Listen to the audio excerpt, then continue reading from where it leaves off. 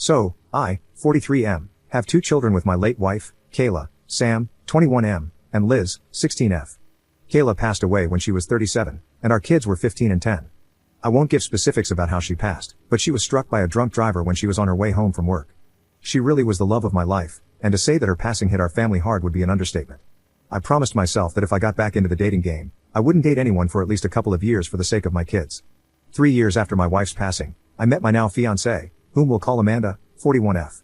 Things went slowly, and I didn't introduce her to my kids until we had been dating for about a year. Now, we've been together for 3 years and are engaged. Amanda and my kids have always had a good relationship. Neither of my kids is super close to her, but they have always been friendly and welcoming. Amanda has never overstepped any boundaries my kids have, like trying to replace their mother. At the beginning of Amanda and my relationship, she was a bit insecure about the fact that I was a widower. During the first few months of our dating, she would constantly ask things like, if Kayla had never passed, would I still be with her right now? I always kept my answers brief and told her that I didn't like thinking about the what ifs and that she was the one I was dating now and that was what mattered. Eventually, she stopped making these comments, and I stopped worrying about it. Now to the issue. My parents were hosting a family dinner to celebrate my fiancé and my engagement. It was my mom and dad, my late wife's sister and her husband, Sam and Liz, and me and Amanda. Dinner was going well, we were all making small talk and discussing wedding plans. About halfway through dinner, my mom made a comment about how she was so happy I was able to find the spark I had with Kayla and someone else. I don't think anybody really paid much attention to the comment, but then Amanda laughed and said, I'm happy she's dead, otherwise, I would have never gotten him to myself. The tone of the dinner immediately shifted, and everyone got extremely tense, especially my kids. Amanda noticed the shift and started awkwardly laughing, trying to play off her comment as a joke. I was honestly just frozen, as that was the first time she had made a comment like that. My kids looked disgusted, and Liz got up and walked out to the car. Sam waited a bit longer, seemingly wanting me to say something, but I was still in shock about what Amanda had said. To make a long story about the dinner short, it was kind of ruined, so I said my goodbyes to everyone, grabbed my fiancé, and we all drove home. My daughter hasn't spoken to me or Amanda since, and it's been 3 days. I got tired of it and pulled my son aside to ask him what I should do. He said something along the lines of, I'm a grown man and don't care who another grown man marries, but I don't want a woman who speaks like that about our mother around my sister. Sam's comment stuck with me, and now I'm considering calling off the engagement entirely. She's never made comments like this before, but I'm worried if I let it slide this one time, it will become more frequent and affect my daughter. I need some advice from outside perspectives and just want to do right by my kids. Update 1. I promised I would update everyone after I had talked to my kids, so here is the update. It's kind of long, so I hope that doesn't go against the rules of this community. I'm also going to use this update to clarify some of the questions people were asking in the comments. Did my fiancé apologize to anyone at the dinner party? No, she didn't. I honestly don't think it even registered or has registered to her that what she said was wrong. Does my fiancé have social anxiety? Not to my knowledge, no. In all the time I've known her, she's never shown any signs of social anxiety and doesn't have a history of it.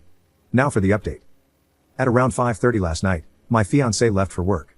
She works nights most days of the week, so I was able to call my son and ask if he could come over so I could talk to him and his sister. He goes to our local college and lives in an apartment near his school. When he started college, he wanted to move out but also wanted to stay close to us, so he settled on an apartment a few blocks away from the college. He came over, and I called him and his sister into the living room to talk with both of them. When they were seated, I told them point blank that I didn't think the wedding was happening anymore, and that the comment she made was unacceptable. I then apologized to them. I told them I was sorry for not saying anything for so long and letting the tension thicken in our home. I told my daughter that I understood why she hasn't spoken to me, and that I was sorry for allowing her to think that I was even remotely okay with what was said.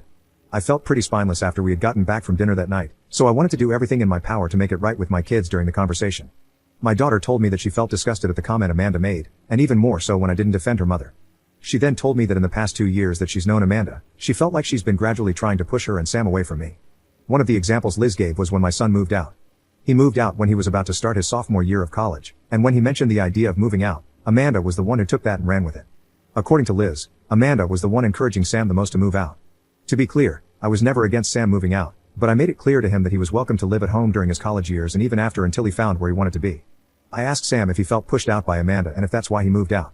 He said he hadn't felt pushed out before he mentioned he wanted to move, but after he put it out there, my fiancé kept pushing for him to move out. Liz cut in and said that every time she brings up college, Amanda keeps encouraging her to go out of state. Liz doesn't plan on going out of state and has been open about wanting to attend the college Sam is attending right now. Liz said she feels like Amanda is waiting until she graduates high school and goes to college so she can move out. A lot of the comments were right about the subtle comments eventually turning into Amanda wanting my kids pushed away from me. Liz said she was scared that by the time I eventually noticed the way Amanda was acting, too big of a wedge would have already been driven between me and them. I told my kids that I'm sorry it's taken me this long to notice, and that I was also sorry they've been walking on eggshells for so long. I hugged my kids and told them that no matter what, they are my top priority, not Amanda or anybody else. A lot of comments pointed out that even though my son is grown, he still needs his father, and I made sure to let my son know that I will always be there for him and his sister even when they are well grown. The entire conversation lasted about 2 hours. We covered a lot of the bases we wanted to, and it got emotional on all sides. In short, Amanda and I are done. I've made it a point to tell my kids that none of this situation is their fault, and that Amanda is the grown woman who said what she said. My kids and I are okay right now, but they aren't 100% with me and probably won't be for a while. I'm completely fine with that and just want my kids to be comfortable in their own home. Amanda has tomorrow off from work, so I plan on talking to her then. I also plan on calling my mother to ask her why she thought it was okay to even bring up Kayla at the dinner. I don't want my daughter here when it all goes down, so she's staying tonight and tomorrow night with Sam. So that's where I'm at right now. I'm not super happy about the outcome with Amanda, but I would rather have my kids happy and healthy than have a wife. Thank you everyone for the advice and the harsh words. Update 2. Before I get to the update, I made the call to my mom to let her know about the situation. A lot of the comments advised me not to bash my mom for the comment she made. Now, thinking back on the situation with a clear mind, the comment my mother made towards Amanda was most definitely a compliment. This was confirmed during the call I had with her. My mother, bless her heart, felt extremely guilty for the entire situation. She fully believed the situation stemmed from her one comment. I assured her that none of this was her fault and that I never blamed her for any of it. We talked a bit more before I let her go. The call ended at about 9:15 a.m., and I was left waiting for Amanda to wake up. She woke up around 10:30 a.m., and I didn't want to ambush her right after she woke up, so I waited until about 11 a.m. to sit her down and talk. A lot of people in the comments suggested secretly recording the whole thing. I thought that was extremely smart, so I had my phone set to record in my back pocket the entire time. I didn't think she'd try to do anything drastic, but I would rather be safe than sorry. The talk with her went about as well as anyone could imagine, which is to say not at all. I told her I needed to talk with her and that it was serious, so we sat in the living room. When we were seated, I began unloading about the comment she made about Kayla at my parents' house, how it made my kids feel, how it made me feel, her lack of an apology or any sort of acknowledgement of what she said, and so on. I told her I expected her to apologize to my parents, my in-laws, and most importantly, my kids. During the entire time I was talking, she didn't show any emotion other than slightly widening her eyes. After I spoke my truth, she straight up asked, "So if I apologize to everyone, we'll go back to normal?" I told her point blank, no. I explained that the comment she made at dinner was not the extent of my problems with her. I then told her that I knew she had heavily pressured Sam to move out when he wasn't even sure if he wanted to at that point in time, and that I also knew she was now trying to do the same with Liz. I did my absolute best to leave my kids out of the situation, but told Amanda that the way my kids described her treatment towards them was the main reason I don't see a future with her anymore. Amanda was stone-faced until I told her we were done. I think that's when the panic set in for her. She kept saying she would apologize to everyone and make it right with my kids, etc. I told her that while I would certainly appreciate her apologizing, we were still done either way. She was full on crying at this point and asked me, why wasn't I willing to try and fix our relationship? I told her that even though I loved her, and I will be honest, I still love her very much, I was not willing to take another chance of my kids being hurt the way they were. I was frustrated and shot back at her, asking, why were you trying to push my kids out of their own home? Her answer was completely unexpected, but many of you guessed correctly about Amanda's true nature. Amanda responded with, well, I didn't know you expected me to house somebody else's kids for the rest of my life. I immediately saw red, and after about a minute, I told her to get out.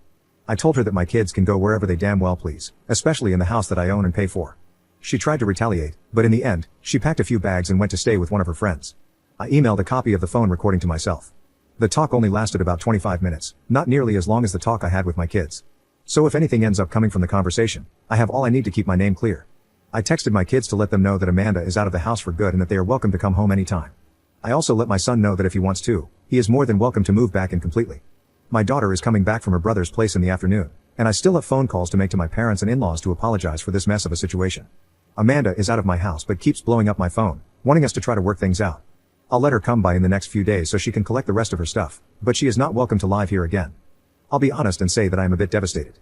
Despite everything Amanda did, I still love her, and I probably won't stop loving her for a while. But I'll be okay. Right now, I just want to focus on the family that needs me and use this situation as an opportunity to bond more with my kids. Again, thank you to everyone who helped me in the comments.